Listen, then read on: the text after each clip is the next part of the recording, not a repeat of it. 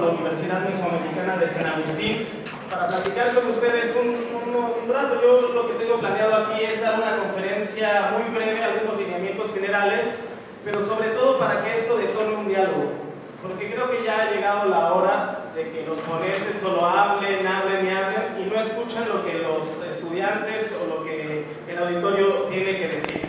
Y no solamente esto tiene que ser aquí en una cuestión de auditorio, sino más bien en un nuevo modelo de vinculación entre los partidos políticos, los políticos que están tomando las decisiones y la ciudadanía, que ya no puede seguir alejada de los temas públicos. También me da mucho gusto haber contado con la presencia de Eric Villanueva, de candidatos del bloque progresista, porque también hay que ser sinceros, las universidades no pueden quedar enajenadas en los procesos de toma de decisiones, al contrario, tienen que ser epicentros del debate público nacional, de los temas de la agenda política, de qué se está discutiendo en el país, y eso yo le reconozco mucho a la Universidad Mesoamericana, que haya abierto estos espacios para que todas las propuestas y los planteamientos políticos puedan acceder a estos auditorios. Porque no podemos nosotros, a través de spots de 30 segundos, a través de una campaña de marketing político, decidir el destino de nuestro país. Y creo que también es muy importante decir que la política es demasiado importante como para dejársela a los políticos de siempre. Y si no creen esto, pues habría que verlo, primero, que nosotros somos universitarios y esto ya nos hace muy privilegiados, porque la inmensa mayoría de los jóvenes en el país no tienen ni siquiera el derecho para concluir sus estudios de educación superior. Pero el otro gran problema que estamos enfrentando los jóvenes hoy en día es que cuando acabamos de estudiar nos encontramos con una realidad laboral bastante cruda y bastante adversa. Hay alrededor de 6 millones de jóvenes que no estudian y no trabajan en este país. Y para los gobernantes pues dicen que es porque son flojos, porque no le echan ganas, porque prefieren quedarse en su casa, en el Facebook, en el Twitter, cuando hay computadoras en estas casas. Y lo que no se dan cuenta es que es producto de faltas de oportunidades. Y esto no es producto de la casualidad o del azar. Nuestra situación como jóvenes tampoco es producto pues, de una condena o de un destino escrito en el firmamento. Por el contrario, es producto de medidas políticas tomadas con mucha conciencia, de medidas políticas que han tendido a implantar en este país un modelo económico neoliberal que ha beneficiado a una muy reducida minoría, dejando en el desamparo y en la marginación a la inmensa mayoría del país. Y entonces, yo creo que el sentimiento que se ha esparcido, porque esto no es privativo de México, está pasando también en Europa, en África, es un sentimiento de indignación, porque para los poderes establecidos y para la derecha es muy conveniente decir que nosotros como jóvenes somos apáticos y repulsivos a los temas públicos, que no nos interesa y que no nos vamos a involucrar. Y así garantizan que se siga reproduciendo el mismo estado de cosas. Pero creo que en 2011 hubo una gran movilización a nivel mundial que desmiente aquel estereotipo tan conveniente para la derecha. Me estoy refiriendo a los indignados. Los vimos llenar, repletar las plazas públicas en la península ibérica. Ahí estaban los indignados repudiando un sistema de partidos en el cual no se sentían representados, que ya estaban hasta el gorro de la forma tradicional de hacer política. Los vimos también en regiones del mundo en donde algunos comentaristas occidentales pensaban que de ninguna manera se podría implantar la democracia, como en la zona de Egipto o en la zona de Túnez, y vimos cómo los jóvenes, a través de una toma de conciencia colectiva, pero sobre todo a través de conjugar muy hábilmente el uso de las redes sociales con la protesta en calle, lograron derrocar a regímenes autoritarios que llevaban años y años en el poder. Y también quedó desmentido que en Estados Unidos no existen ni izquierdas ni resistencias. En Wall Street, que es el núcleo en donde se gestó una de las crisis que más daño han causado, que mayor impacto han tenido en el mundo, desde 1929 no habíamos tenido una crisis de tal magnitud, pero también es el lugar, es el centro financiero de las operaciones y de las especulaciones a nivel mundial, también fue testigo de una movilización sin precedentes en Estados Unidos, en donde los jóvenes dijeron no van a lucrar con nuestra pobreza, no van a lucrar con nuestro endeudamiento. Y el panorama actual para las juventudes en México, como ya les había adelantado, es muy desalentador. México ha naufragado en los mares de la corrupción y de la impunidad. Y mientras el Estado está sirviendo a una exclusiva minoría, cada vez más reducida, la inmensa mayoría de los mexicanos no encuentran ni siquiera lo necesario para la subsistencia. Estamos viviendo al día. Pero también los gobiernos neoliberales han fomentado un discurso antipolítico. ¿Y a qué me refiero con antipolítico? Pues esto es de resignación, a convencernos de que por más que lo intentemos, por más que nos organicemos, las cosas no van a cambiar. ¿Qué nos dijo Ricardo Salinas Pliego, el dueño de TV Azteca? Cuando dijo, no voy a transmitir el debate entre los presidenciales, sino voy a transmitir un partido de fútbol. Pues eso es subestimar la inteligencia de la gente. Eso es decir, que por pase automático va a llegar el candidato que él pretende imponer en la presidencia. Están cuidando a un candidato que no puede salir de ambientes controlados, que si sale del teleprompter, del libreto de telenovela, lo vemos en su absoluta vacuidad, en su absoluta fragilidad. ¿Y qué vimos con Televisa? No lo transmitió en el Canal 2, en el Canal Estelar. Ahí transmitió una serie que se llama Pequeños Gigantes, no sé si ustedes la han visto. Me parecía que eso era el debate presidencial, ¿no? De Pequeños Gigantes. Pues fíjense que ese programa tuvo más rating que el debate entre los candidatos presidenciales. Este programa tuvo 20 puntos de rating, mientras que el Canal 5 tuvo 10 puntos. ¿Qué quiere decir esto?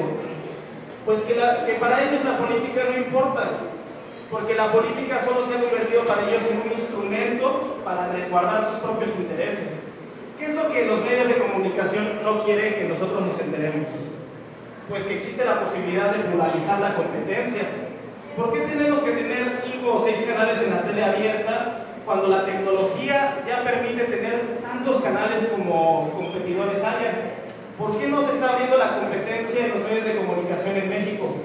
Pues precisamente porque hoy los que mandan, los que no quieren que nosotros entremos en contacto, los que no quieren que ustedes se organicen y que generen sus propias reivindicaciones, son estos grupos de poder que tienen controlado el país. Y yo en diversos foros, debates y mesas he escuchado la misma pregunta, y es bien reiterativa. ¿En dónde están los indignados en México? Y creo que lo que no nos hemos dado cuenta como sociedad es que los tenemos todos los días de frente, convivimos con ellos. Los vemos en las calles, en las fábricas, en las oficinas, en las escuelas, en la economía formal, la informal sobre todo, la economía informal que representa el 50% de la economía en México, por no decir las remesas que nos mandan nuestros paisanos de Estados Unidos. 20 millones de mexicanos han tenido que emigrar, han sido expulsados económicamente porque en su lugar de origen no tienen las oportunidades para subsistir, y gracias a esos 20 millones de mexicanos que trabajan día a día en condiciones muy adversas, muchos de ellos indocumentados, es que nuestra economía puede seguir, y eso a medias, a flote. Todos ellos son indignados, pero ¿qué es lo que nos hemos dado cuenta también recorriendo el país? Pues que existe un archipiélago. Aquí hay un grupo, aquí hay otro que ha tomado conciencia, en Yucatán tenemos uno, en el Distrito Federal hay algunos otros, pero ¿qué falta? Ya hay grupos que han tomado conciencia y son sobre todo jóvenes. Lo que falta, creo, es articularnos, porque divididos no vamos a poder hacer nada. Los intereses que hoy están en el poder son muy compactos y homogéneos, se articulan muy bien, y cuando una amenaza proviene de afuera, disciplinadamente cierran filas e impiden su paso a como dé lugar. Entonces nosotros, si no asumimos la conciencia de que los que queremos un cambio en este país tenemos que unirnos, tenemos que encontrar aquellos puntos en común mediante los cuales podemos impulsar una agenda, difícilmente vamos a cambiar las cosas. ¿Y por qué le apuesto tanto a los jóvenes? ¿Por qué creo que nosotros tenemos que ser protagonistas en este cambio? Y yo creo que sería ingenuo pensar que la vía para salir de este atolladero en el cual nos encontramos, la vía para revertir el desmoronamiento de nuestra vida pública, pueda provenir de aquellos que precisamente precisamente han sido los responsables de que nos encontremos hoy en esto. Los responsables, por ejemplo, quizás nosotros no lo recordemos, pero hay que revisar un poco nuestra historia reciente. Los responsables del Fobaproa, que convirtieron una deuda privada de unos pocos banqueros en una deuda pública que nosotros y las próximas generaciones vamos a tener que seguir pagando. Los responsables de que en México no se haya implantado la democracia. ¿Les vamos a delegar a ellos la responsabilidad de transformar nuestro régimen político? Yo creo que sería muy ingenuo. Por eso lo que el país requiere, y este es el centro de mi mensaje, es una renovación tajante y profunda del modo de hacer política. Y esto solo puede provenir de la izquierda. Pero incluso dentro de la izquierda hay posiciones, hay perspectivas que están muy en contra, que ya se han completamente pues, mimetizado con el régimen actual. Por eso yo creo que como generación tenemos un bono muy importante y que no podemos desaprovechar. El primero de ellos es que nosotros, a diferencia de las generaciones de nuestros padres, nacimos una vez que arrancó la transición a la democracia. La generación de nuestros padres se forjó en un modelo de partido autoritario, hegemónico, que era el PRI. El PRI abarcaba toda la vida pública en este país hasta la década de los 90. Un régimen hegemónico en donde no se podía disentir. Nosotros ya empezamos nuestra formación en un régimen o en un modelo en donde ya había pluralidad y competencia y en donde se podía disentir.